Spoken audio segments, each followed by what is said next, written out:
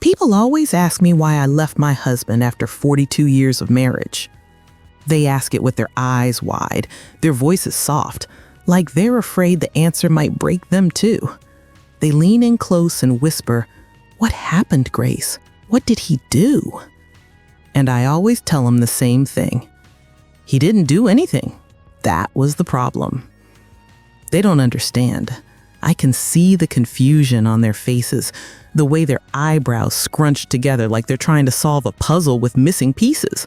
How can you leave a man who didn't do anything? How can you walk away from 4 decades of marriage when there was no affair, no abuse, no big betrayal? But that's because they don't know what it's like to disappear inside your own life. They don't know what it's like to wake up one morning, look in the mirror, and realize you don't recognize the woman staring back at you. To understand, with a clarity that takes your breath away, that you spent 42 years shrinking yourself down, making yourself smaller and smaller until there's almost nothing left.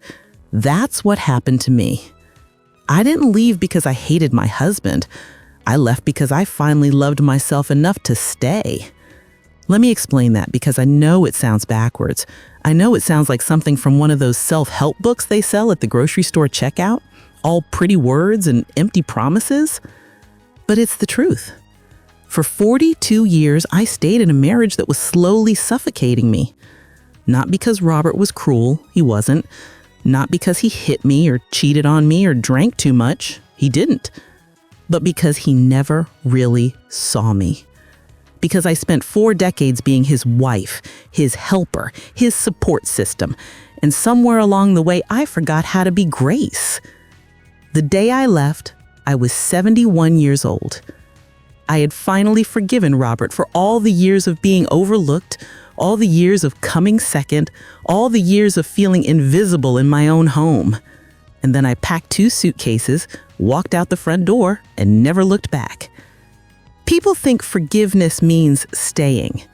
They think it means accepting things as they are, making peace with your circumstances, settling into the life you've been given. But sometimes forgiveness sets you free in ways you never expected. Sometimes forgiveness gives you the courage to leave.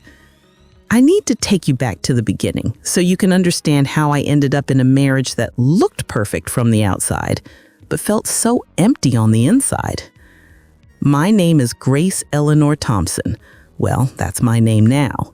For 42 years, I was Grace Eleanor Hartwell, wife of Robert James Hartwell, mother of 3, grandmother of 7. I was the woman who hosted Thanksgiving dinners and organized church bake sales and always had a casserole ready when someone in the neighborhood got sick. I was everything a good wife was supposed to be, and I was miserable. But I'm getting ahead of myself. Let me start at the very beginning. I was born in 1952 in a little town in Georgia, the kind of place where summer lasted forever and everybody knew your business before you did. My daddy owned a hardware store on Main Street, and my mama stayed home with me and my 3 sisters. We didn't have much money, but we had love. That's what Mama always said. We're rich in love, girls. That's better than money any day. I believed her. For a long time, I believed her. I was the second oldest of the 4 girls. My sister Darlene was 2 years older than me, and then came me, and then Patsy, and then little Joanne, who we all called JoJo. We shared bedrooms and hand-me-down dresses and secrets whispered under the covers after the lights went out. Darlene was the pretty one. That's what everybody said. She had blonde hair that curled just right and blue eyes that sparkled when she laughed. Boys were always coming around the house, trying to get her attention, bringing her flowers they'd picked from their mama's gardens. Patsy was the smart one. She had her nose in a book from the time she could read, and by the time she was 16, she had already decided she was going to college, which was a big deal for a girl from our kind of family back then. JoJo was the baby, the spoiled one, the one who could do no wrong in Daddy's eyes. And me? I was the good one, the reliable one, the one who never caused trouble, never complained, never asked for anything. I learned early that being good was how you got love. If I made my bed without being asked, Mama would smile at me and say, What would I do without you, Gracie?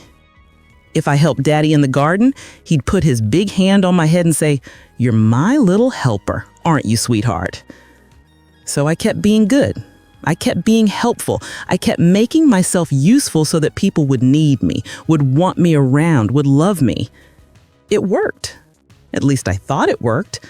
But looking back now, I can see that I was already learning to disappear. I was already learning to make myself small, to push down my own wants and needs so I could meet everyone else's. I was already practicing for the life I would live with Robert. I met Robert Hartwell in the spring of 1971 when I was 19 years old. It was at a church social, the kind where all the young people from the county would come together, supposedly to talk about Jesus, but really to scope out potential husbands and wives. The girls would wear their best dresses, and the boys would slick back their hair, and everybody would pretend they weren't sizing each other up like cattle at an auction. I wasn't expecting to meet anyone that night. I'd been to plenty of these socials before and never had much luck. The boys always went for Darlene first, with her pretty curls and her easy laugh. I was used to standing in the corner, holding a cup of punch, watching other people have fun. But that night was different. Robert walked in about halfway through the evening, and I noticed him right away. He was tall, well over 6 feet, with dark hair and a serious face that looked like it didn't smile very often. He was wearing a suit that was a little too big for him, like maybe he'd borrowed it from his daddy, and he looked uncomfortable, like he'd rather be anywhere else. I knew that feeling. I felt it every time I walked into a room full of people. He caught me looking at him, and I quickly turned away, embarrassed. But a few minutes later, he was standing next to me, clearing his throat. "I don't think we've met," he said. His voice was deep and a little rough, like he didn't use it very often. "I'm Robert Hartwell." "I'm Grace Thompson," I said, surprised I could get the words out. "Pretty name," he said. "Suits you." I felt my cheeks go hot. Nobody had ever said anything like that to me before. Pretty was Darlene's word, not mine. We talked for the rest of the evening, or rather, he talked and I listened, which suited us both just fine. He told me about his family's farm, about his plans to expand it someday, about his dreams of building something that would last. He talked about the future like it was a mountain he was going to climb one step at a time, and I found myself wanting to climb it with him. By the end of the night, he asked if he could call on me. "Yes," I said, my heart pounding so hard I was sure he could hear it. "I'd like that." He called on me that Sunday, and the Sunday after that, and the Sunday after that. Within 2 months, we were going steady. Within 6 months, he asked me to marry him. I said yes without hesitation. I thought I had found my person. I thought I had found the man who would see me, really see me the way no one ever had before. I thought that being Robert's wife would finally make me feel complete, whole, worthy of love. I was so young, so naive, so desperate to be loved that I couldn't see what was right in front of me. We got married in September of 1972, in the same church where we'd met. I wore a dress my mama had made by hand, with lace he'd been saving since before I was born. Robert wore that same too big suit, but this time he'd had it tailored to fit him properly. The ceremony was small, just family and a few close friends, but it was beautiful. When Robert said his vows, his voice shook a little, and I thought it was because he loved me so much he could barely contain it. Now I wonder if he was just nervous about the responsibility he was taking on. We moved into a little house on the edge of town, not far from his family's farm. It was old and needed work, but Robert said that was okay. "We'll fix it up together," he told me. "We'll make it ours." I loved that house at first. I loved scrubbing the floors until they shone. I loved hanging curtains in the windows and planting flowers in the yard. I loved making it into a home, a place where Robert could come back to after a long day in the fields. But even then, even in those early days, there were signs. Robert worked long hours. That was normal for a farmer. I knew that going in. But when he came home, he didn't want to talk. He didn't want to hear about my day or share his own. He wanted dinner on the table, a quiet house, and then he wanted to sit in his chair and read the newspaper until it was time for bed. At first, I told myself it was because he was tired. He was working so hard, after all, building a future for us. I couldn't expect him to come home full of energy and conversation. That wasn't fair. So I adjusted. I made sure dinner was ready exactly when he walked in the door. I kept the house quiet, no radio, no humming, no chatter. I learned to read his moods, to sense when he wanted to be left alone, and when he might tolerate a little company. I thought I was being a good wife. I thought I was doing what I was supposed to do. What I was actually doing was erasing myself, one small piece at a time. Our first child, Michael, was born in the spring of 1974. He was a big baby, almost 9 pounds, with his daddy's dark hair and serious face. Robert was so proud when he held him for the first time.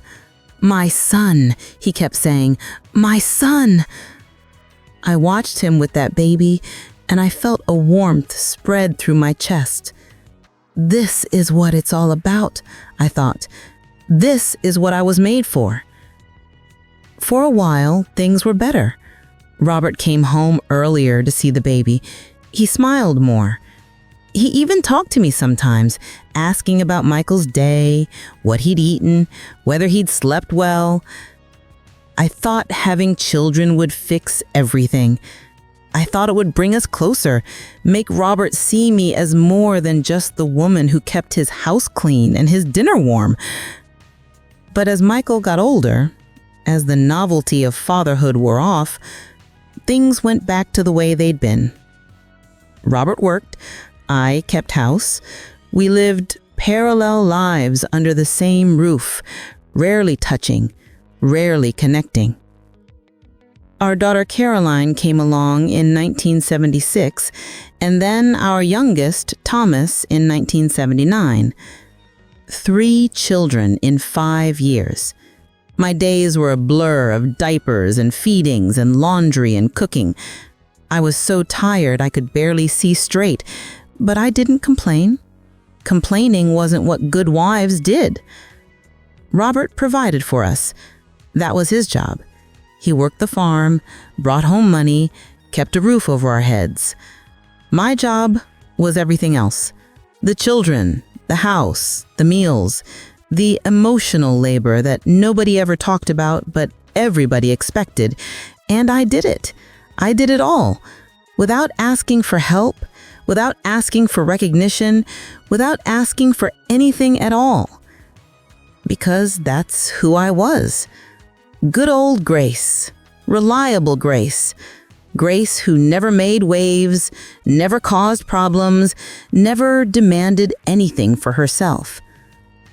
The years passed in a rhythm that felt almost hypnotic. Children growing up, holidays coming and going, Robert working, always working, building the farm into something successful, something he could be proud of.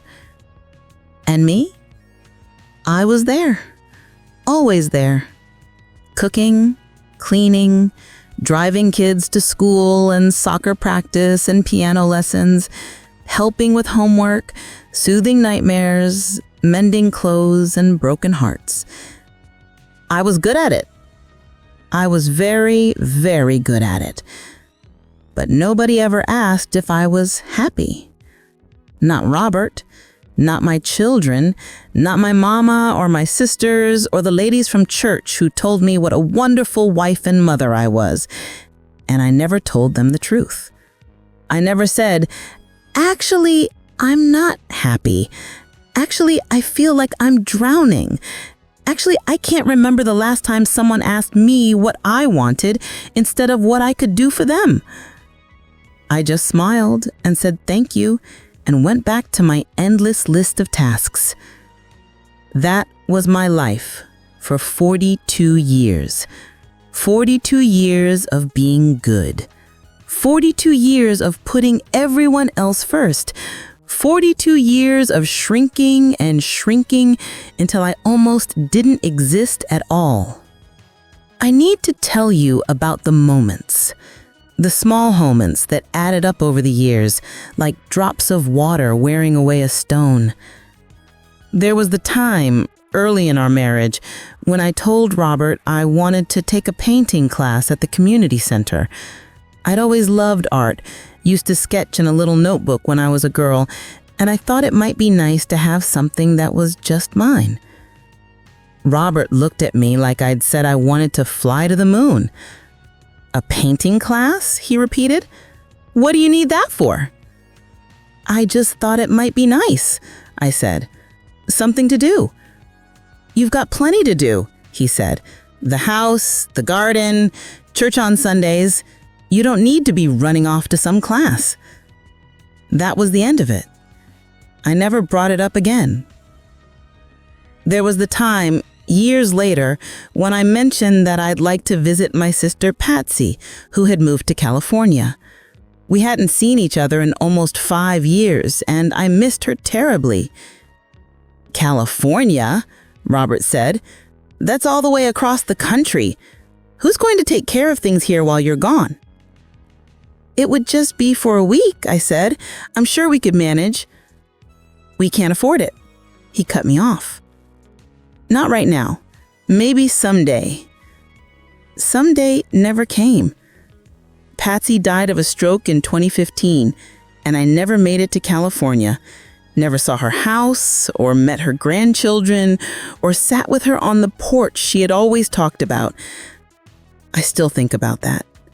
I still carry the weight of that lost goodbye. There were bigger moments too, moments that should have been turning points but weren't, because I'd forgotten how to stand up for myself. When Michael graduated from high school, first in class, Robert spent the whole ceremony talking to the man next to him about crop prices. When Caroline got married, Robert complained about the cost of the reception the entire drive home. When Thomas's wife had their first baby, Robert said he was too busy to make the 3-hour drive to the hospital. Every time, I made excuses for him. "Your father's just tired. Your father's under a lot of pressure. Your father doesn't mean it." I defended him even when he didn't deserve defending, even when my children looked at me with hurt in their eyes, waiting for me to take their side, to validate their feelings, to say that yes, his behavior was wrong. But I couldn't, because if I admitted that Robert was wrong, I'd have to admit that I'd wasted my life on a man who didn't deserve my loyalty, and I wasn't ready to face that truth. Not yet. Let me tell you about the silences. That's what I remember most about my marriage. Not the fights. We rarely fought because I never pushed back enough to start an argument. Not the conversations. We rarely had those either. At least not about anything that mattered. Just the silences. Dinner after dinner, sitting across from each other, the only sound the clink of forks against plates. Evenings in the living room, him in his chair with the newspaper, me on the sofa with my knitting, the clock ticking away the minutes of our lives. Nights in bed, lying side by side, close enough to touch, but miles apart. I used to wonder if other marriages were like this, if this was just what happened after enough years together, if the silence was normal, expected, something everyone learned to live with. But then I'd visit my sister Darlene, who'd married a man named Frank, and I'd see them together, laughing, teasing, finishing each other's sentences. Frank would put his hand on Darlene's back when they walked, like he couldn't bear not to touch her. Darlene would look at him with such warmth, such affection, such love. Robert never looked at me that way. Maybe he did at the very beginning, before we were married, when everything was new and full of possibility. But if he did, I can't remember it. All I remember is the looking away, the looking through, the looking past me like I wasn't even there. That's what I mean when I say he didn't do anything. He didn't do anything. He didn't see me. He didn't hear me. He didn't make me feel like I mattered. And after 42 years, I finally realized that was the worst thing of all. The children grew up and moved away. Michael went to Atlanta and became a lawyer. Caroline settled in Charlotte with her husband and 2 kids. Thomas moved to Florida and worked in real estate. They had their own lives, their own families, their own problems. And I was alone with Robert, just the 2 of us in that big farmhouse, rattling around like pennies in a jar. The silence was louder than ever now. Without the children to fill the space, to give us something to talk about, to distract us from what we'd become, there was nothing to hide behind. I started to feel like I was disappearing. I'd look in the mirror and not recognize the woman staring back. When had I gotten so old? When had my hair turned gray, my face lined with wrinkles, my eyes lost their spark?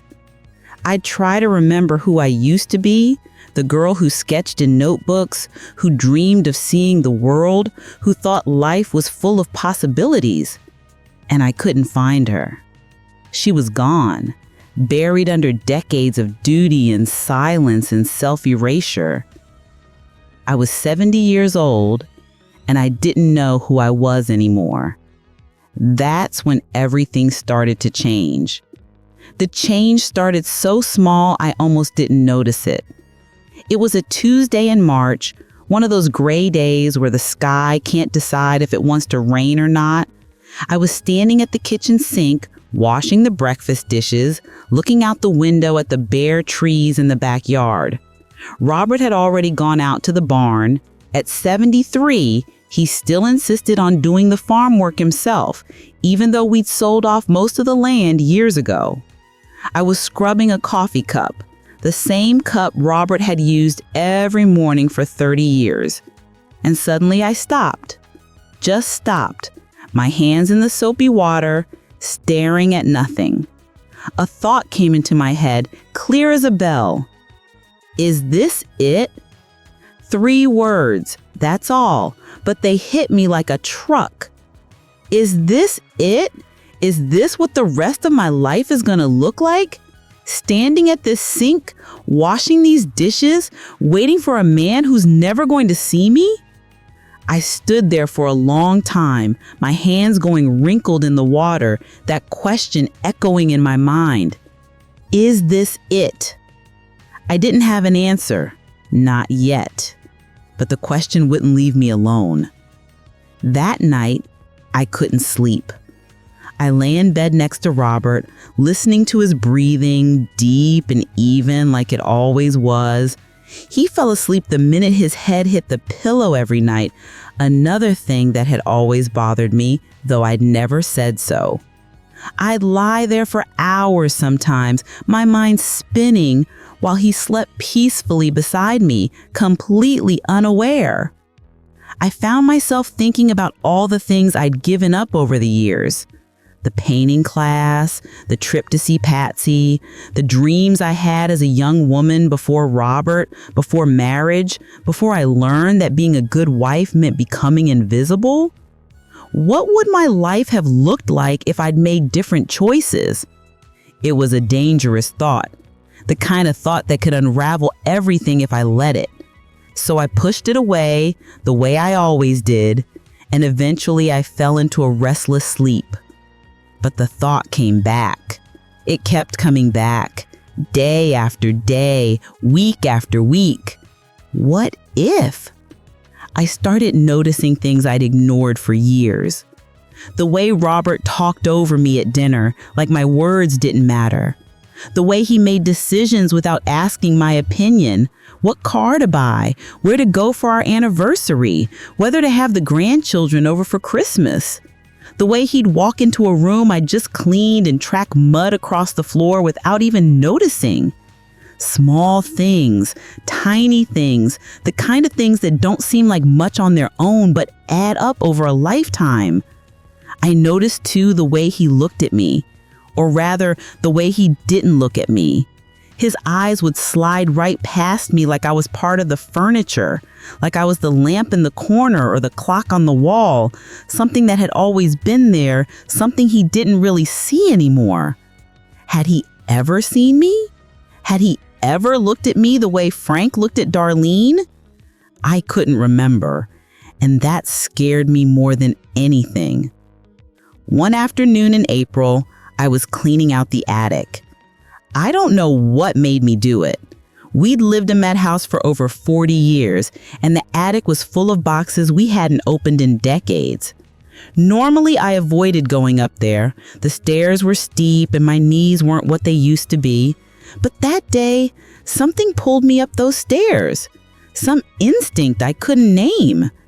The attic was dusty and dim, filled with the ghosts of our past.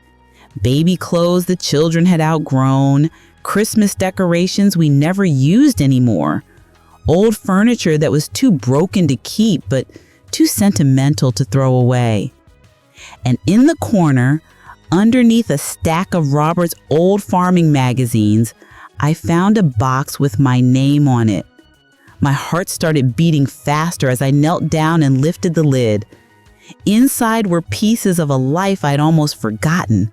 My high school yearbook, a dried corsage from my senior prom, letters from Patsy written when she first moved to California, full of excitement about her new life. And at the bottom, a sketchbook. I pulled it out with trembling hands. The cover was faded and worn, but when I opened it, the drawings inside were still clear. Flowers, trees, a portrait of my mother that I'd done from memory, a landscape of the fields behind my childhood home. I'd been good. I'd been really good. Tears started rolling down my cheeks as I turned the pages. Here was proof that I'd once been more than a wife, more than a mother, more than a woman who cooked and cleaned and kept her mouth shut. I'd had talent. I'd had dreams. I'd had a whole identity that existed separate from Robert Hartwell. What happened to her? What happened to the girl who drew these pictures? I knew the answer, of course. I'd let her go. I'd buried her so deep that I forgot she ever existed. I'd sacrificed her on the altar of being a good wife, and I'd never even mourned the loss. I sat in that dusty attic for over an hour, crying and turning pages, grieving for the woman I might have been. That night, I tried to talk to Robert. We were sitting in the living room after dinner, him in his chair with the newspaper, me on the sofa, pretending to watch television. The silence was thick, the way it always was, pressing down on us like a weight. "Robert," I said. He didn't look up. "I was cleaning out the attic today. I found some old things, my high school yearbook." "That's nice," he said, still not looking at me, still focused on the paper in his hands. I pressed on. "I used to draw a lot before we got married. I was pretty good at it." "I've been thinking, maybe I could take that painting class now, the one at the community center. It's been years since I asked, and..." "Grace," he finally looked up, his expression impatient. "What do you need a painting class for? You're 70 years old. It's a little late to start a new hobby, don't you think?" The words hit me like a slap. A little late. I sat there, staring at him, feeling something shift inside me. Something that had been dormant for decades, buried under layers of duty and silence, suddenly started to wake up. "No," I said, quietly. "I don't think it's too late." Robert blinked, surprised. I never pushed back. I never disagreed. "What?" I don't think it's too late, I repeated. He stared at me like I'd grown a second head. What's gotten into you? I didn't have an answer. Or maybe I had too many answers and didn't know how to put them into words. So I just shook my head and turned back to the television, my heart pounding so hard I could feel it in my throat. That was the beginning of the crack. The first tiny fissure in the wall I'd built around myself for 42 years. I signed up for the painting class. I did it the next day, before I could lose my nerve. The woman at the community center smiled at me when I handed over the registration form. "Welcome, Mrs. Hartwell," she said. "Class starts next Thursday at 10 o'clock. We're so glad to have you." I walked out of there feeling lighter than I had in years. Nervous, yes. Terrified, actually. But also alive, like I was finally doing something for myself, something that had nothing to do with Robert or the house or the endless list of tasks that had defined my existence. When I told Robert I'd signed up, he just shook his head. "Waste of money, but suit yourself." I wanted to scream at him. I wanted to say, "It's $60, Robert. $60 for 8 weeks of classes. We can afford it. We've always been able to afford it. You just never wanted me to have anything of my own." But I didn't say any of that. I just nodded and went to the kitchen to start dinner. Old habits die hard. The painting class changed everything. Not right away, not dramatically, but slowly, week by week, something inside me started to shift.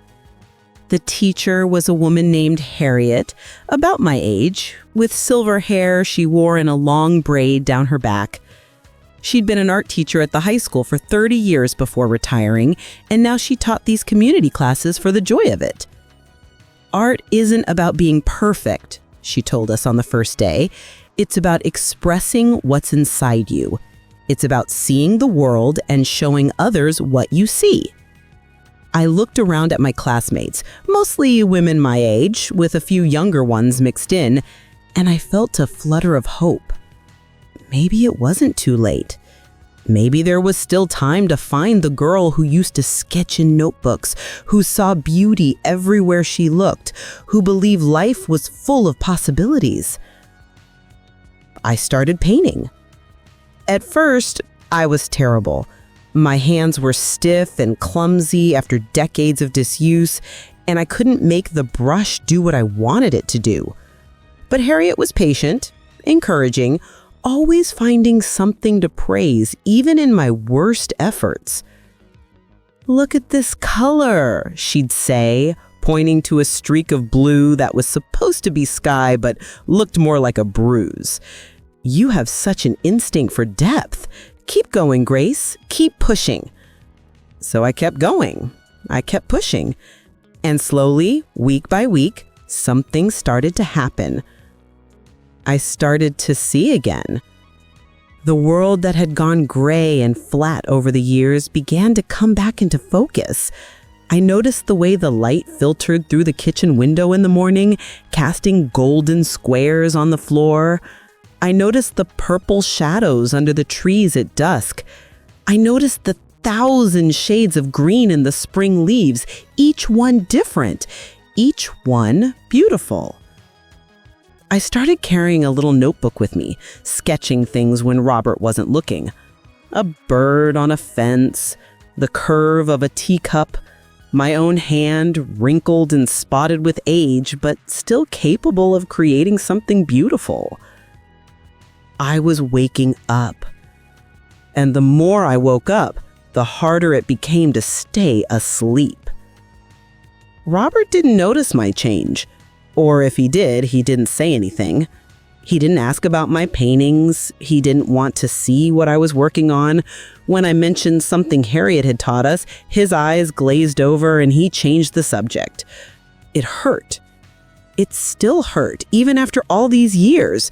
But the hurt felt different now. Cleaner, somehow. Like I was finally seeing it for what it was, instead of making excuses, pretending it didn't matter. Robert had never been interested in me. Not really. He'd wanted a wife, someone to keep his house, raise his children, make his life comfortable. And I'd fulfilled that role perfectly for 42 years. But I'd never been Grace to him. I'd never been a person with my own dreams, my own desires, my own inner life. I'd just been a function, a role, a service. The realization should have destroyed me, but instead, it set something free. That summer, I made a friend. Her name was Dolores, and she was in my painting class. She was 74 years old, widowed, with a laugh that could fill up a room. She lost her husband 5 years earlier and had spent the years since, in her words, finally figuring out who the hell I am. We started getting coffee after class, then lunch, then we'd spend whole afternoons together talking and laughing and sharing stories we'd never told anyone else. Dolores had been in a marriage like mine. Her husband hadn't been cruel, just absent, just uninterested, just there without really being there. I spent 40 years trying to make that man happy, she told me one afternoon, stirring her iced tea. 40 years of shrinking myself down to fit into his life. And you know what? He never even noticed, never said thank you, never acknowledged the sacrifices I made. I was invisible to him, Grace, completely invisible. I nodded, my throat tight with recognition. That's exactly what it's like with Robert. Dolores reached across the table and took my hand. Let me tell you something, honey. Something I wish someone had told me years ago. What? You don't have to stay invisible. You don't have to keep shrinking. You're allowed to take up space. You're allowed to want things. You're allowed to be a whole person, not just someone's wife. I felt tears spring to my eyes. But I've been with him for 42 years. I don't know how to be anything else. That's the lie we tell ourselves. We think we've forgotten how to be ourselves, but we haven't. We've just buried it, and anything that's buried can be dug up again. I thought about my sketchbook in the attic. I thought about the girl who drew those pictures, who had dreams and talent and a whole life ahead of her. She was still in there somewhere. I just had to find her. The conflict with Robert started building slowly. It wasn't big fights or dramatic confrontations. It was small things, tiny acts of rebellion that probably seemed insignificant to anyone watching, but felt enormous to me. I started saying no. Not to everything, not all at once, but little by little, I began to push back against the assumptions that had governed our marriage for 40 decades. When Robert wanted pot roast for dinner, I said I was making chicken instead. When he complained about the cost of my art supplies, I said I was buying them anyway. When he wanted to skip the grandkids' school play because it was too far to drive, I said I was going with or without him. He could come or he could stay home, but I was done letting him make all the decisions. Robert didn't know what to make of this new version of me. He'd grumble and complain, shoot me looks of confusion and annoyance, but he didn't really fight me. I think he was too surprised. After 42 years of compliance, my resistance caught him completely off guard. "What's gotten into you?" he asked one night after I told him I was going to dinner with Dolores instead of cooking for him. "Have I been?" I said quietly, even though my heart was racing. "You've never home anymore. You're always off doing something, painting classes, lunches with that woman, who knows what else. It's not like you, Grace." I looked at him, really looked at him, and I felt a wave of sadness wash over me. Maybe you don't know what I'm like. Maybe you never did. He stared at me, his mouth opening and closing like he wanted to say something but couldn't find the words. Then he just shook his head and turned back to the television. The conversation was over, but something had shifted between us, and we both knew it. That fall, my sister Darlene got sick. It was cancer, the same thing that had taken my mother 20 years earlier. The doctor said it was aggressive, that she didn't have much time, maybe 6 months, maybe less. I was devastated. Darlene and I had grown apart over the years, distance and busy lives, and the slow erosion of relationships that happen when you don't tend to them. I told Robert I needed to go see her. She lived in Tennessee now, about 5 hours away. Her husband Frank had died a few years back, and she was alone except for her daughter who lived nearby. I wanted to spend time with her while I still could. I wanted to say all the things I'd never said before it was too late. 5 hours is a long drive, Robert said when I told him my plan. And who knows how long you'll be gone. What am I supposed to do here by myself? I stared at him in disbelief. My sister was dying. My sister, who I'd known my whole life, who had been there for every important moment, was dying. And Robert's first thought was about himself? About who was going to cook his dinner and wash his clothes? Something inside me snapped. "You're a grown man, Robert," I said, my voice shaking with anger I'd suppressed for 42 years. "You can take care of yourself for a few weeks or a few months, however long it takes." "Months?" He looked alarmed. "You can't be gone for months, Grace. That's ridiculous." "My sister is dying," I said, each word dropping like a stone. "She's dying, and I'm going to be there for her. And if you can't understand that, if you can't support me in this one thing, after everything I've done for you over the years, then..." I stopped, not sure how to finish the sentence. "Then what? Then I'll leave? Then our marriage is over? Was that what I wanted? Was that where this was heading?" Robert must have seen something in my face, because he backed down. "Fine," he muttered. "Go. Do what you need to do." I packed my bags that night and left the next morning. Darlene's house was small and cozy, filled with photographs and quilts, and the smell of the lavender she grew in her garden. She looked frail when she opened the door, thinner than I remembered, her skin pale and papery, but her smile was the same. Still bright, still warm, still Darlene. "Gracie," she said, pulling me into a hug. "I'm so glad you came." We spent the next 3 months together. I won't pretend those months were easy. Watching someone you love die is never easy. There were bad days and worse days. Days when Darlene couldn't get out of bed. Days when she was so sick from the treatments that she could barely speak. But there were good days too. Days when we sat on her porch and talked for hours, sharing memories and secrets and all the things we'd never said out loud. Days when we laughed so hard we cried, remembering the trouble we gotten into as girls. Days when we just sat in comfortable silence, holding hands, grateful for each other's presence. Darlene was dying, but she was more alive than I'd been in years. "Grace," she said one afternoon, about a month before the end, "can I tell you something?" "Of course." She turned to look at me, her eyes clear and serious.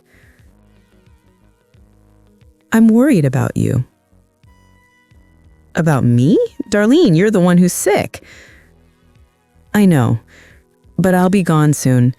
And when I'm gone, you'll go back to that house, back to Robert, back to your life. And I'm worried you'll disappear again. I felt tears prick at my eyes. I don't know what you mean. Yes, you do. She took my hand, her grip weak, but insistent. I've watched you for 42 years, Gracie. I've watched you shrink yourself down to fit into that marriage. I've watched you give up your art, your dreams, your voice to be what Robert wanted you to be. Darlene. Let me finish. She squeezed my hand. You've been different these past few months. Lighter, more like the Gracie I remember from when we were young. And I'm scared that when you go back, that Gracie will disappear again. I'm scared you'll spend whatever years you have left invisible, waiting to die. I was crying now, tears streaming down my cheeks. I don't know how to be anyone else. I've been his wife for 42 years. I don't know who I am without him. That's not true, Darlene said gently. You know exactly who you are. You've just been afraid to be her. Afraid of what it might cost. Afraid of what you might have to give up. She paused, her eyes searching my face. But here's the thing, Gracie. You've already given up everything. You've already paid the price. The question is, what are you going to do with whatever time you have left? I didn't have an answer. Not then. But her words planted a seed that would grow into something I never expected. Darlene died on a Thursday in February. It was peaceful in the end. She slipped away in her sleep, with her daughter on one side and me on the other. The last thing she said to me the night before was, "Promise me you'll live, Gracie. Promise me you won't waste another day." I promised. I meant it. After the funeral, I drove back to Georgia, back to the farmhouse, back to Robert. And everything was different. Not the house. That was exactly the same, dusty and quiet and full of the silence I'd lived with for decades. Not Robert. He was the same too, grumbling about the meals I hadn't cooked, the chores I hadn't done, the life that had gone on without me. But what was different was me. I walked through that door after 3 months away, and I saw everything with new eyes. The life I'd been living, the woman I'd become, the years I'd wasted trying to be what someone else wanted me to be. And I knew, with the certainty that settled into my bones like cold water, that I couldn't do it anymore. I couldn't go back to being invisible. I couldn't spend whatever years I had left shrinking myself down, waiting to die. I had to make a choice. For 3 weeks after I got home from Darling's funeral, I didn't say anything. I went through the motions. I cooked Robert's meals. I washed his clothes. I sat in the living room while he read his newspaper, the silence pressing down on us like it always had. From the outside, everything looked normal. Everything looked the same. But inside, a storm was building. I couldn't stop thinking about what Darlene had said, about disappearing, about wasting whatever time I had left, about the promise I'd made to her, to live, really live, not just exist. Every morning I'd wake up and look at the ceiling above our bed, the same ceiling I'd looked at for 42 years. And I'd think, is today the day? Is today the day I finally say something? But I'd get up, then make coffee and start breakfast, and the moment would pass.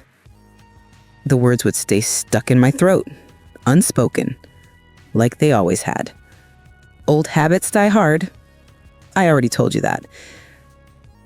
The thing that finally broke me open was so small, so insignificant, that I almost missed it. It was a Sunday afternoon in March. I'd been home for about 3 weeks. Robert was in his chair watching a golf tournament on television. I was in the kitchen washing dishes, always washing dishes at that same sink, looking out that same window. I'd made pot roast for dinner the night before, Robert's favorite. I'd spent all afternoon cooking it just the way he liked it, with the potatoes soft and the gravy thick and the meat falling off the bone. He hadn't said a word about it. Not, "This is good, Grace." Not, "Thank you for cooking." Not even a grunt of acknowledgement. He'd just eaten his fill, pushed back from the table, and gone to watch the news. I told myself it didn't matter. After 42 years, I was used to it. I didn't need praise or thanks. I was just doing my job, being a good wife, fulfilling my role. But that Sunday afternoon, standing at the sink, my hands in the warm, soapy water, something shifted. I looked down at the pot roast pan I was scrubbing. It was heavy and blackened with years of use, the kind of pan that takes real effort to clean. I'd been scrubbing it for 10 minutes, my shoulders aching, my fingers wrinkled from the water. And suddenly, I thought, why? Why am I doing this? Why am I spending my Sunday afternoon scrubbing a pan for a meal that no one thanked me for? Why am I still here? The question hit me so hard that I dropped the pan. It clattered into the sink, splashing soapy water everywhere, and I just stood. But it wasn't fine. Nothing was fine, and I couldn't pretend anymore. I dried my hands on the dish towel and walked into the living room. Robert didn't look up when I came in. His eyes were fixed on the television, watching some golfer line up a putt. The afternoon light was coming through the windows, casting long shadows across the floor. I stood there for a moment, just looking at him. This man I'd spent 42 years with, this man I'd given everything to, this man who had never, not once, asked me what I wanted or needed or dreamed about. "Robert," I said. Still not looking at me. "Robert, I need to talk to you." Something in my voice must have caught his attention because he finally looked up.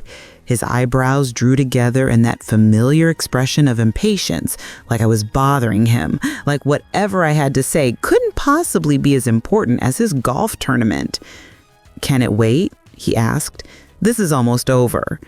For 42 years, I would have said yes. For 42 years, I would have nodded and gone back to the kitchen and waited until he was ready to give me a few minutes of his time. But not anymore. "No," I said, "it can't wait." I picked up the remote from the arm of his chair and turned off the television. Robert stared at me like I'd lost my mind. "Grace, what are you—" "I need you to listen to me. Really listen. Not the way you usually listen, where you're just waiting for me to stop talking so you can go back to whatever you were doing. I need you to actually hear what I'm saying." He blinked, clearly confused. "Okay, I'm listening." I took a deep breath. My heart was pounding so hard I could hear it in my ears. My hands were shaking. Everything in me wanted to apologize, to back down, to say never mind and turn the television back on and go back to being invisible. But I thought of Darlene. I thought of the promise I'd made. I thought of the girl in the attic, the one who used to draw pictures and dream about the future. And I started talking. I've been thinking a lot lately about us, about our marriage, about the life we've built together. Robert shifted in his chair, looking uncomfortable. "What about it?" "I've been unhappy, Robert, for a long time. Maybe for most of our marriage." His face went blank. "Unhappy? What do you mean, unhappy? You've never said anything about being unhappy." I know I never said anything. That's part of the problem. I paused, trying to find the right words. I spent 42 years being what you needed me to be, cooking your meals, keeping your house, raising your children, supporting your dreams. And I did it all without complaining, without asking for anything in return, because I thought that's what a good wife was supposed to do. Robert's jaw tightened. I never asked you to do any of that. You chose to. Did I? I shook my head. I'm not sure I ever had a choice. From the day we got married, there was an expectation, an assumption that I would take care of everything at home while you took care of everything else. That my job was to make your life easier, no matter what it cost me. That's not fair, Robert said, his voice rising. I worked hard to provide for this family. I worked 70-hour weeks on that farm so you and the kids would have everything you needed. I know you did, and I'm grateful for that. But Robert, I looked at him, willing him to understand. You provided money, you provided security, but you never provided yourself. You were never really here, not with me, not in this marriage. That's ridiculous. I've been right here for 42 years. Your body was here, but you were never present. You never asked me how I was feeling or what I was thinking. You never wanted to know about my day or my dreams or my fears. You just expected me to be here, waiting, whenever you needed something. Robert's face was red now, his hands gripping the arms of his chair. So what are you saying? That our whole marriage has been a waste? That everything I've done means nothing? No, that's not what I'm saying. I sat down on the edge of the sofa, suddenly tired, so tired. I lost myself somewhere along the way, I said. I became so focused on being your wife that I forgot how to be Grace, and I can't do that anymore. I can't keep disappearing. What does that even mean, disappearing? You're right here. You've always been right here. Physically, yes, but not... I struggled to explain. Do you know what my favorite color is, Robert? He stared at me. What? My favorite color.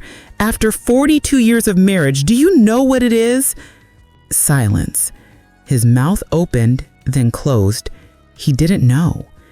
It's yellow, I said quietly. Like sunflowers, like the sun coming through the kitchen window in the morning. I've loved yellow my whole life, and you didn't know that because you never asked. He looked away, his jaw working. That's hardly a fair test. Favorite colors? What's my favorite book? My favorite song? My favorite memory from childhood? What did I want to be when I grew up? What dreams did I give up when I married you? What do I think about when I can't sleep at night? Each question hung in the air between us unanswered because Robert didn't know. He'd never known. He'd never cared to know. You married a stranger, and you never tried to know her. You just wanted her to keep your house and warm your bed and be there when you needed something. That's not a marriage, Robert. That's a transaction. Robert was quiet for a long moment. When he finally spoke, his voice was rough. So what do you want, Grace? You want me to apologize? You want me to say I'm sorry for working hard to give you a good life? No, I don't want an apology. I looked at him, at this man I'd spent my life with, and I felt something unexpected wash over me. Not anger, not bitterness, not even sadness. Clarity. I want you to see me, I said. Really see me. Not as your wife, or the mother of your children, or the woman who cooks your meals, but as Grace, as a person, as someone who matters. Robert met my eyes, and for a moment, just a moment, I thought I saw something there, a flicker of understanding, a crack in the wall he'd built around himself. But then his face hardened and the moment was gone. I don't know what you want from me, he said flatly. I've done everything I was supposed to do. I've been a good provider, a good father. If that's not enough for you, I don't know what to tell you. I looked at him. at the stubborn set of his jaw, at the way his eyes slid away from mine, at the defensiveness in every line of his body. He couldn't do it.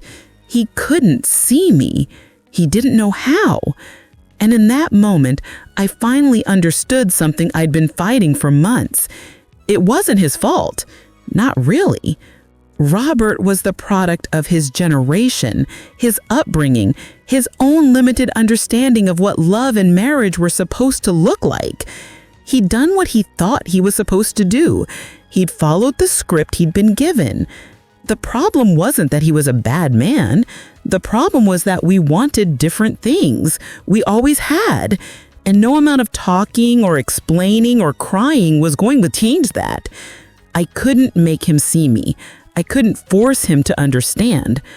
All I could do was decide what I was going to do about it. That night, I went for a walk.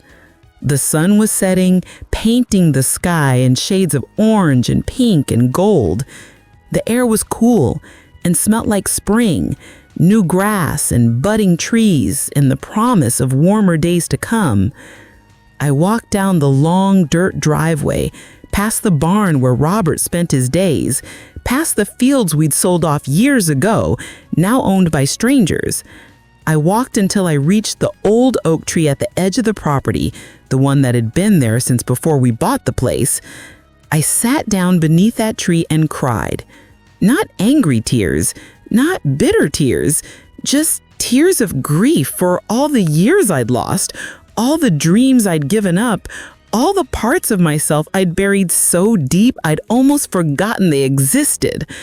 I cried for the girl who used to draw pictures, for the woman who wanted to see California, for the wife who had spent 4 decades waiting for her husband to notice her. I cried for Darlene, who was gone now, who I'd never see again. And I cried for Robert too, for the man who didn't know how to love me the way I needed to be loved, for the marriage that had failed us both, even though neither of us had been brave enough to admit it. When the tears finally stopped, I sat there in the gathering darkness, feeling emptied out, hollowed, but also somehow lighter. I thought about forgiveness. Not the kind of forgiveness where you say the words and everything is magically better, not the kind where you pretend nothing happened and go back to the way things were. Real forgiveness, the kind that sets you free. I needed to forgive Robert. Not for his sake. He didn't even know he needed forgiving. He didn't think he'd done anything wrong. But for my sake, for my own peace, for my ability to move forward without carrying 42 years of resentment on my back. I closed my eyes and thought about all the things I'd held against him over the years. The dismissals, the silences, the times he'd made me feel small and invisible and unimportant. The dreams I'd given up, the life I'd lost. And then one by one, I let them go. Not because they didn't matter. They did. They'd shaped my life in ways I was only beginning to understand. But because holding on to them was only hurting me. Robert wasn't suffering from my resentment. He didn't even know it existed. The only person being poisoned by all that old anger was me. So I let it go. I forgave him for not seeing me. I forgave him for not asking. I forgave him for being who he was instead of who I needed him to be. And then I did something even harder. I forgave myself for staying so long, for losing myself, for being afraid, for all the years I'd wasted waiting for something that was never going to come. I sat under that oak tree until the stars came out, until the air grew cold and my bones started to ache, until I felt like a different person than the woman who had walked out of that farmhouse hours before. And when I finally stood up and walked back home, I knew what I had to do. The next morning, I told Robert I was leaving. He was sitting at the kitchen table, drinking his coffee, reading the paper like he did every morning. The sunlight was streaming through the window, my yellow light, the one I'd always loved. And for a moment, I just stood in the doorway, looking at him. 42 years. 4 decades of my life tied up in this man, this house, this marriage. And now it was ending. "Robert," I said. He looked up, his expression wary. After our conversation the day before, he probably expected another fight, another round of accusations and defenses. But I wasn't there to fight. I was done fighting. "I'm leaving," I said simply. He stared at me. "Leaving? What do you mean leaving?" "I mean, I'm moving out. I'm ending our marriage." The words hung in the air between us. Robert's face went through several emotions: confusion, disbelief, anger, before settling into something that looked almost like fear.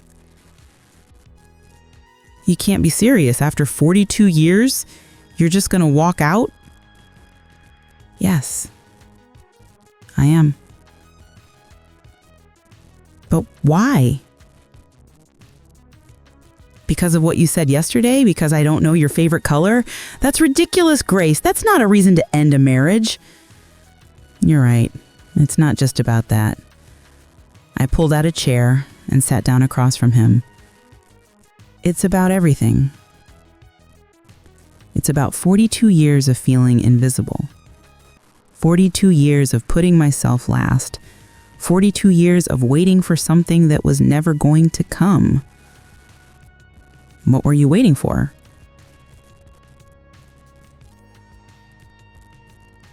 I looked at him, at this man I'd shared my life with, and I felt a wave of sadness wash over me.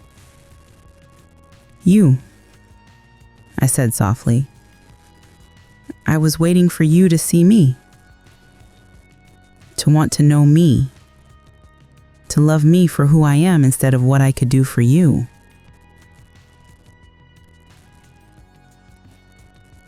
"That's different, is it?" Another silence. Then Michael sighed. "I just don't understand why now. Why after all these years?" "Because your Aunt Darlene died," I said.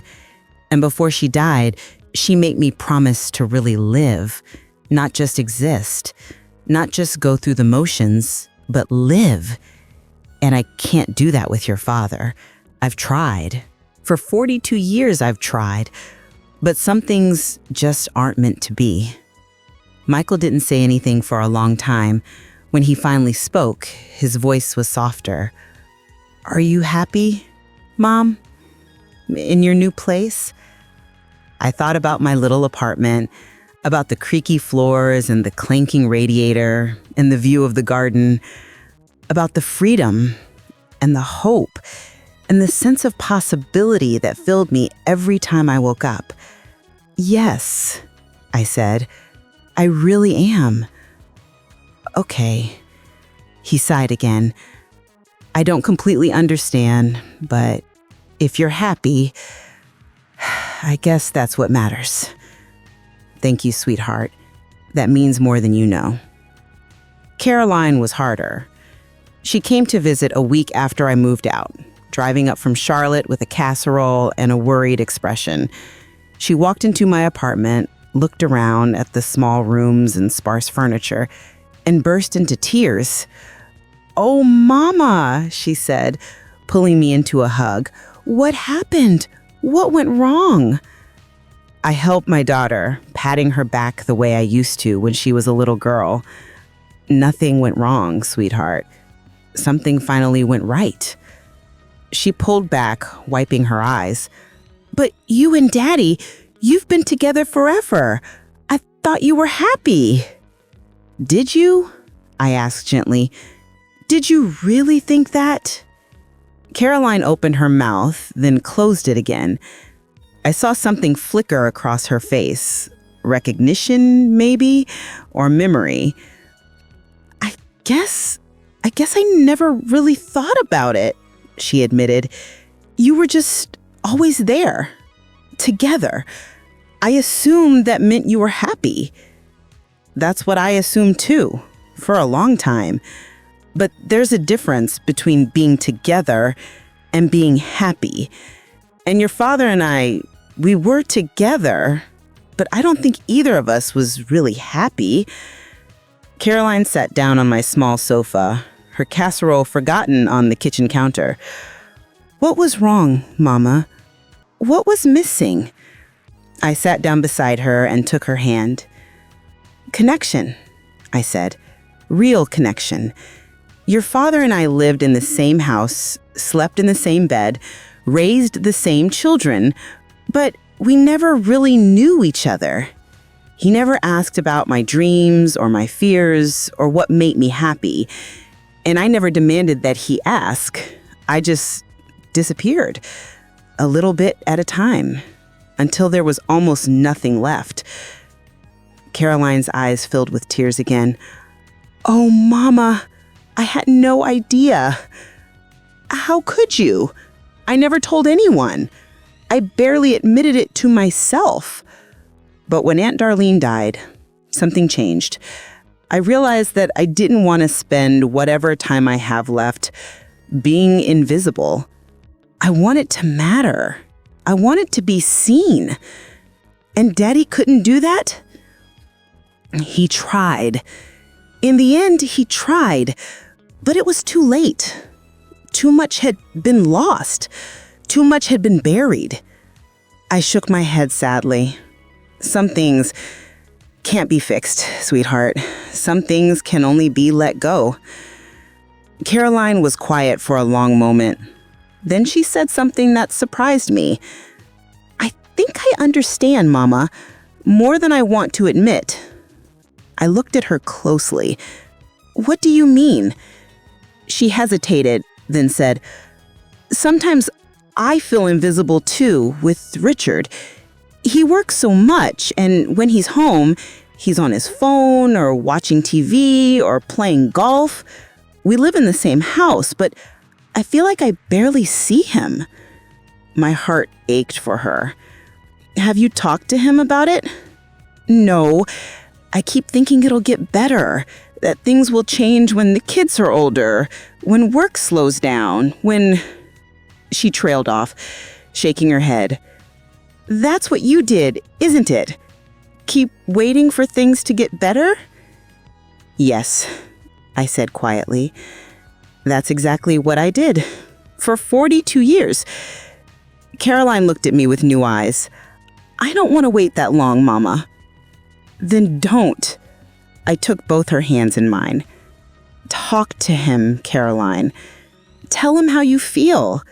Don't make the same mistake I made. Don't wait until it's too late. She nodded slowly, tears streaming down her cheeks. Yes, I will. I promise. We sat together for a long time after that, mother and daughter, sharing truths we'd never spoken aloud. And when she finally left, casserole untouched, I felt like something had shifted between us, like we'd become something more than mother and daughter. We'd become friends. Thomas was the easiest. He called a few days after Caroline's visit, his voice cheerful and matter-of-fact. Hey, Mom, heard you left Dad. Good for you. I laughed, surprised. Good for me? Yeah. I mean, don't get me wrong, I love Dad, but I always knew you weren't happy. You were just so good at pretending that I figured you'd met your peace with it. You knew I wasn't happy? Mom, come on. You never laughed. You never talked about yourself. You were like a ghost in your own house. He paused. I used to wonder what you'd be like if you ever let yourself loose, if you ever stopped trying so hard to be what everyone expected. I felt tears prick at my eyes. My youngest child, my quiet observer, had seen me more clearly than anyone. And what do you think now? I asked. I think you're finally becoming yourself, and I can't wait to see who that is. Dolores threw me a party. She called it a liberation celebration. a gathering of all the women from our painting class, plus a few other friends I'd made over the past year. We met at her house on a Saturday afternoon, and she had decorated the living room with streamers and balloons and a big banner that said, "Congratulations, Grace." "What exactly are we congratulating?" asked Betty, one of the women from class, looking confused. "Her freedom," Dolores said, handing me a glass of champagne. "Her courage, her decision to finally put herself first." I felt my cheeks flush. "It's not that big a deal." "Yes, it is," Dolores said firmly. "Do you know how many women spend their whole lives in marriages that don't serve them? How many women disappear into their roles as wives and mothers and never find their way back? You did something brave, Grace. You chose yourself. That deserves to be celebrated." The other women raised their glasses, and I felt a warmth spread through me that had nothing to do with the champagne. For so long, I defined myself by my relations to others. Robert's wife, Michael's mother, Caroline's mother, Thomas's mother, the woman who cooked and cleaned and kept everyone else's lives running smoothly. But now, for the first time, I was just Grace. And that was enough. I talked to Robert a few times over those first months. Not long conversations, not emotional ones, just practical things, sorting out finances, deciding what to do with the house, working out the details of our divorce. He sounded tired on the phone, older. I wondered if he was taking care of himself, if he was eating properly, if he was lonely in that big empty farmhouse. Part of me wanted to ask. Part of me wanted to drive over there and make sure he was okay. But I didn't, because that wasn't my job anymore. Because I'd spent 42 years taking care of Robert, and it was time to let him take care of himself. Still, I worried. Old habits and all that. One day, about 3 months after I'd moved out, Robert called and asked if he could come see me. I was surprised.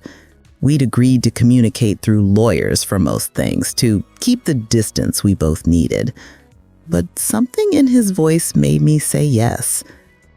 He showed up at my apartment the next afternoon, looking older and smaller than I remembered.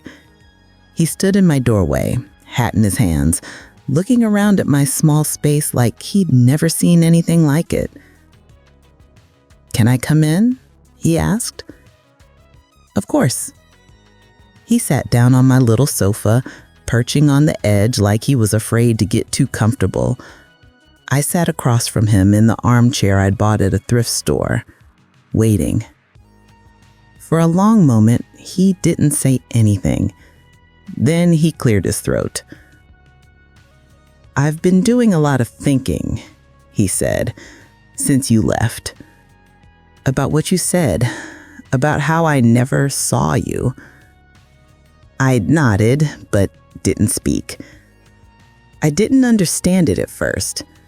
I kept thinking, what does that even mean? I saw her every day. I lived with her for 42 years. How could I not have seen her?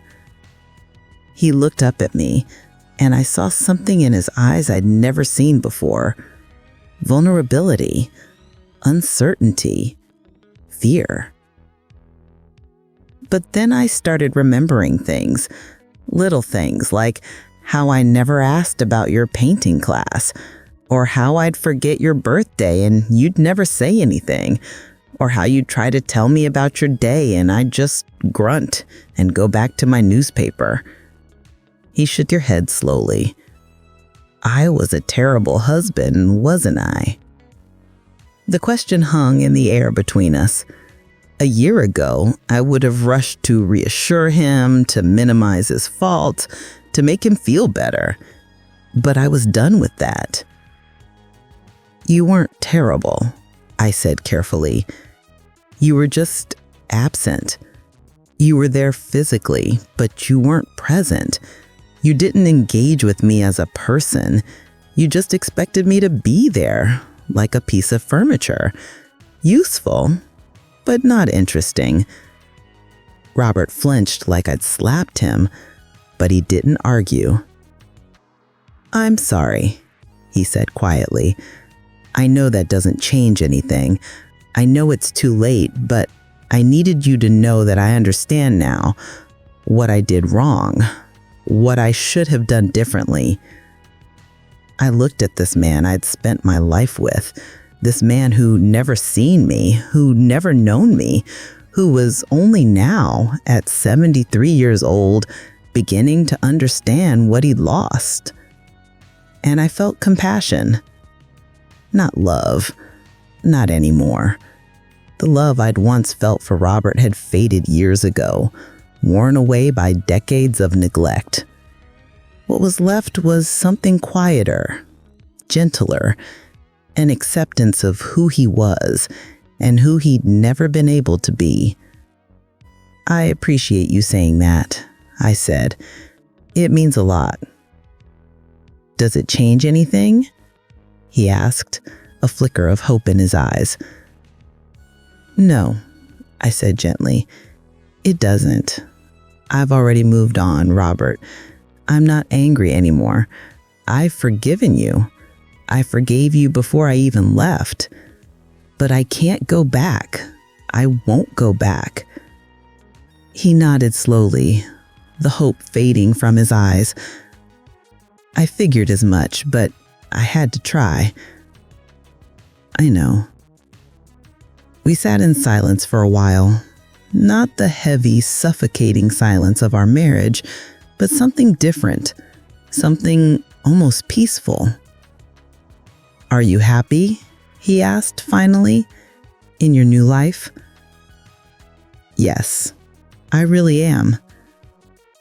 "Good." He stood up, his movements slow and stiff. "That's good, Grace. I'm glad one of us is." I'd walked him to the door, and he paused on the threshold. "I did love you," he said, not looking at me. "In my way. I know it wasn't enough, but it was real." "I know," I said. "I loved you too. In my way."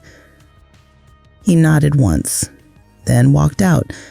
I watched him go down the stairs, out the front door, into the sunlight. An old man, alone, finally facing the consequences of a lifetime of emotional absence. I closed the door and leaned against it, breathing deeply. That was the last real conversation Robert and I ever had. The months passed, and my new life took shape. I painted. I had coffee with Dolores. I took a pottery class and discovered I was terrible at it, but enjoyed it anyway. I visited my grandchildren and actually played with them, instead of just watching from the sidelines. I read books I'd always wanted to read. I watched movies I'd always wanted to watch. I ate dinner at 9 o'clock if I felt like it, or skipped dinner entirely if I wasn't hungry. I lived, really lived, the way Darlene had made me promise. And slowly, like a flower turning toward the sun, I began to bloom. The woman I'd buried for 42 years started to emerge, the one who laughed easily and spoke her mind and took up space without apologizing, the one who had opinions and desires and dreams of her own. I thought she was gone forever. I thought I'd killed her all those years ago when I decided to be a good wife instead of being myself. But she was just sleeping, waiting, hoping I'd find the courage to let her out. On my 72nd birthday, I did something I'd wanted to do my whole life. I went to California. I booked a flight, reserved a hotel, and flew across the country by myself, something I'd never done before, something Robert had always said was unnecessary, impractical, a waste of money. I stood on the edge of the Pacific Ocean, feeling the cold water rush over my feet, and I cried. Not sad tears, happy tears. Tears of wonder and gratitude and disbelief. I'd made it. After all these years, I'd finally made it. I thought about Patsy, who'd lived here for so many years.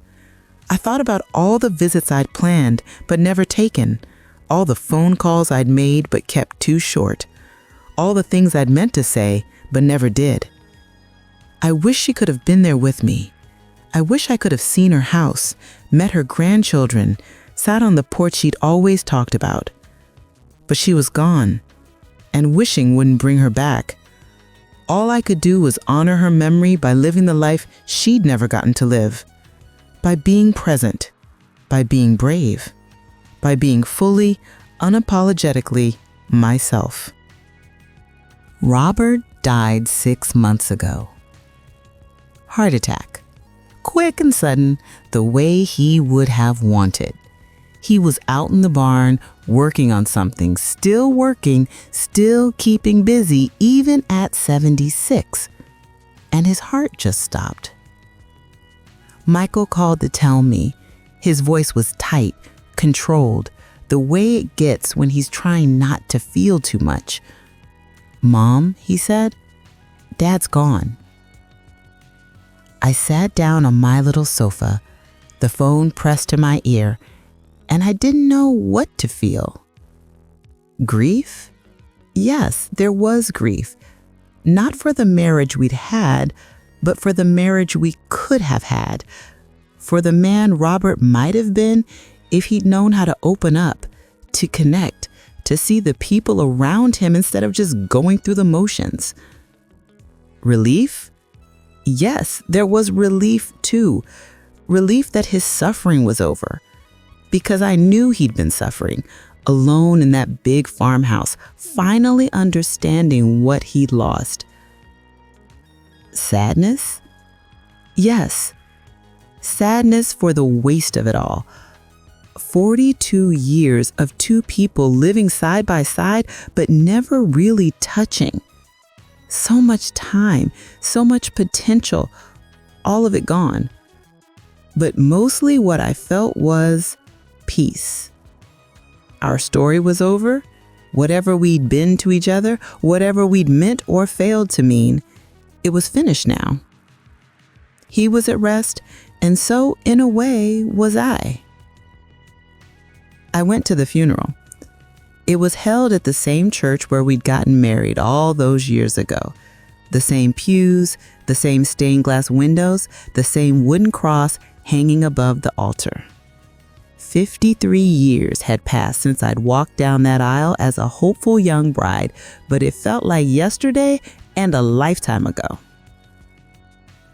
The church was full. Robert had been a respected member of the community, a hard worker, a good provider, a man who showed up and did what was expected of him. People came to pay their respects, to share memories, to honor a life that meant something. I sat in the front row with Michael and Caroline and Thomas, my children, the best thing to come out of those 42 years. Whatever else Robert and I had gotten wrong, we'd gotten them right. The pastor spoke about Robert's dedication to his family, his work ethic, his quiet faith. He didn't mention the silences, the absences, the years of emotional unavailability. But that was okay. Funerals aren't for telling the whole truth. They're for remembering the good parts, for finding peace, for letting go. And I had already let go. I let go 3 years earlier when I walked out that door with 2 suitcases and a heart full of hope. After the service, I stood by Robert's grave and said, "Goodbye." Not out loud, just in my head, in my heart, in that quiet space where the most important conversations happen.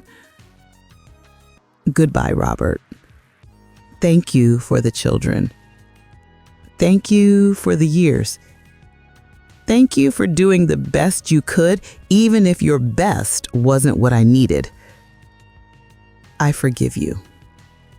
I forgave you a long time ago. I hope you're at peace now. I hope you found what you were looking for. I hope wherever you are, you can finally see, really see, all the things you missed. Goodbye. I didn't cry. I thought I might, but the tears didn't come. Maybe I'd already cried them all out years ago, under that oak tree at the edge of the property. Maybe there was nothing left to grieve. Or maybe I'd made my peace with Robert so completely that his death was just another ending, not a tragedy, but a transition. Either way, I was okay. I am okay. People still ask me why I left Robert. They ask it at church and at the grocery store and at family gatherings. They lean in close, their eyes full of curiosity, and they say, "Grace, why did you leave Robert after all those years? What happened?" And I tell them what I've told you. He didn't do anything. That was the problem. But whatever you choose it consciously. Choose it deliberately. Don't just drift through your days, accepting whatever life hands you, shrinking yourself down to fit into spaces that are too small for your soul. You are bigger than that. You are brighter than that. You are more than that. I know, because I was you. I was invisible for 42 years, and now I'm not. If I can do it, so can you. I want to tell you something about forgiveness. People think forgiveness is for the other person.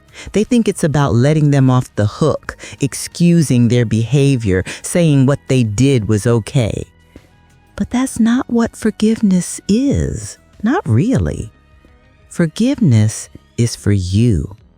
It's about setting yourself free from the burden of resentment, the weight of anger, the chains of bitterness that keep you tied to the past. When I forgave Robert, it didn't change anything about what he'd done or failed to do. It didn't make our marriage better. It didn't erase the years of loneliness or invisibility. But it set me free. It allowed me to leave without hatred in my heart. It allowed me to move forward without constantly looking back. It allowed me to build a new life that wasn't poisoned by old wounds. Forgiveness gave me peace. Forgiveness gave me power. Forgiveness gave me permission to finally, fully let go. If you're holding on to anger towards someone who hurt you, a spouse, a parent, a friend, anyone, I want you to consider forgiveness. Not for their sake, for yours. You deserve to be free. You deserve to be at peace. You deserve to live without the weight of the past dragging you down. Forgive them. And then do whatever you need to do to take care of yourself. Sometimes that means staying. Sometimes that means leaving. For me, it meant both. I forgave Robert, and then I left. And it was the best decision I ever made. The sun is setting now. The sky is a blaze of orange and pink and purple, the colors melting into each other like one of my paintings. The first stars are appearing, faint pinpricks of light in the deepening blue. The air is cool against my skin, carrying the scent of roses and jasmine and something else, something that smells like possibility. I take a sip of my chamomile tea and think about Darlene. I wonder if she can see me now. I wonder if she knows that I kept my promise, that I learned to live, that I finally became the woman I was always meant to be. I like to think she knows. I like to think she's proud. I think about Patsy too, about California and the ocean and all the things I've seen and done since I finally started living. She would have loved to hear my stories. She would have laughed and cried and said, "Gracie, I always knew you had it in you." I miss them both. Every day I miss them, but I carry them with me. In my heart, in my memories, in the way I live my life. They're part of me now, woven into the fabric of who I've become. We carry everyone we've loved, even after they're gone. They stay with us, shaping us, guiding us, reminding us what matters. Robert's part of me too. Not the marriage we had, but the lessons I learned from it, the understanding of what I don't want, the clarity about what I do want, the wisdom that only comes from suffering, from surviving, from starting over. I wouldn't be who I am without those 42 years. I wouldn't have the depth, the compassion, the hard-won peace. So I don't regret them. Not anymore. I accept them. I honor them. I let them go. I'm 74 years old. I don't know how many years I have left. Maybe 10, maybe 20, maybe 5. But however many there are, I'm going to live them fully. I'm going to paint and travel and laugh and love. I'm going to spend time with my children and grandchildren. I'm going to have coffee with Dolores and dinner with friends and conversations with strangers who become friends. I'm going to take up space.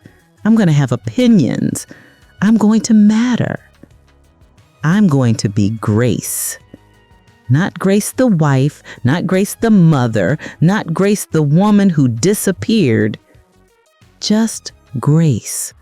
The woman who finally found herself, the woman who chose freedom, the woman who learned at 71 years old that it's never too late to start over. That's who I am now, and I've never been happier. So, that's my story, friends.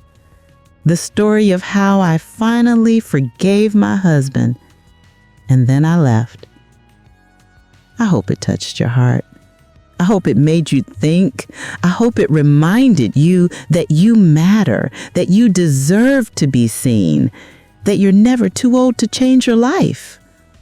And I hope that if you're struggling, if you're feeling invisible, if you're wondering if this is all there is, you'll find the courage to make a change. It won't be easy. Nothing worth doing ever is. But it will be worth it. I promise you, it will be worth it. You deserve to be happy. You deserve to be free. You deserve to live a life that feels like your own. Don't wait 42 years like I did.